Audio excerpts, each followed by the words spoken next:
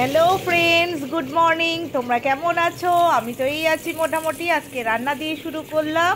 রান্না বান্নার পর যাব আজকে বিয়েবাড়ি প্লাস একটা এক্সিবিশনের মেলা আছে, সেই মেলা দেখতে। প্রথমে এক্সিবিশনের মেলা দেখে নিব, তারপর যাব বিয়েবাড়ি। ছেলে তো আমাদের জন্য ট্যাংরা মাছের ঝোল করেছি, ছেলে মাছ খায় না দেখে ওর জন্য দেখো আবার চিকেন ফ্রাইড রাইস বানাতে হলো, কারণ ও তো বিয়েবাড়ি যাবে না। হ্যাঁ, ওর জন্য একটু ভালো মন্দ তো তৈরি করতেই হবে, তাই এই চিকেন ফ্রাইড রাইস ওর জন্য করে দিলাম। রেডি হয়ে গেছি।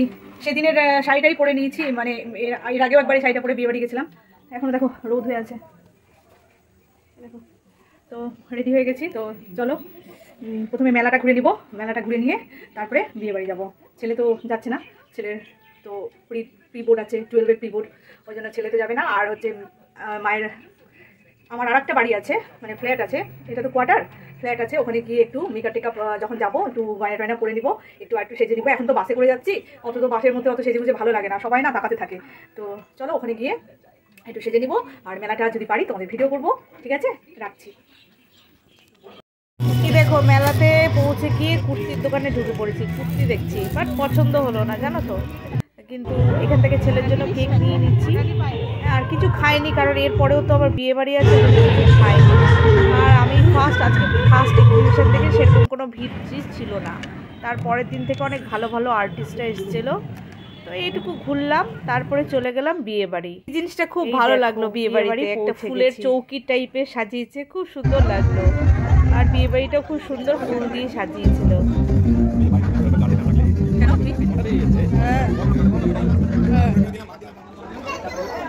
এই দেখো, স্টলে অনেক কিছুই খাবার দাবার ছিল, খেয়েছি মোটামুটি। ওগুলো তো আর সব কিছু ক্যামেরা করা যায় না, যতটুকু করেছি ক্যামেরা করেছি।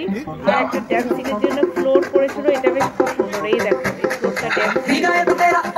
তারপরে বসে করলাম খেতে। খাওয়ার সময় ভিডিও করতে ভুলে গেছি, পাতা যখন পুরো নোংরা তখন মনে পড়েছে, আরে আমি তো বিয়ে বাড়িতে যে এসেছি, খাওয়া দাওয়া করেছি, তার তো কোনো প্রমাণই থাকলো না।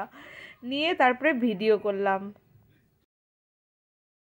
এই দেখো ফ্রেন্ডস, কালকে যে গেছিলাম এক্সিবিশনে, এই দেখো একটা নোয়া বাঁধানো কিনেছি।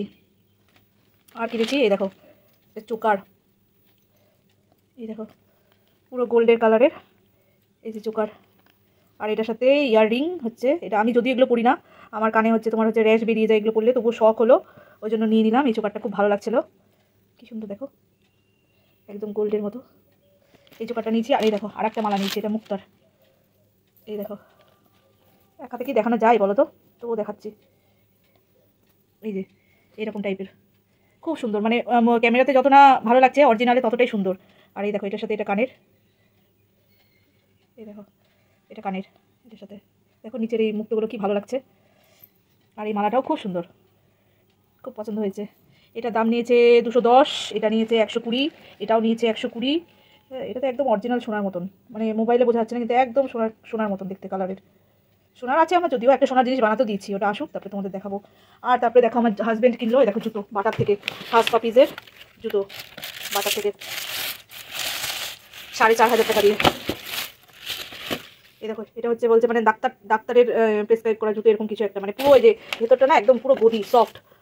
4,500 টাকা দাম, লেখাই আছে দাম, কোথায় যেন লেখা আছে, যাই হোক কোথায়, ও বাক্সের গায়ে। এই দেখো 4,500 টাকা। এই হচ্ছে কালকের শপিং।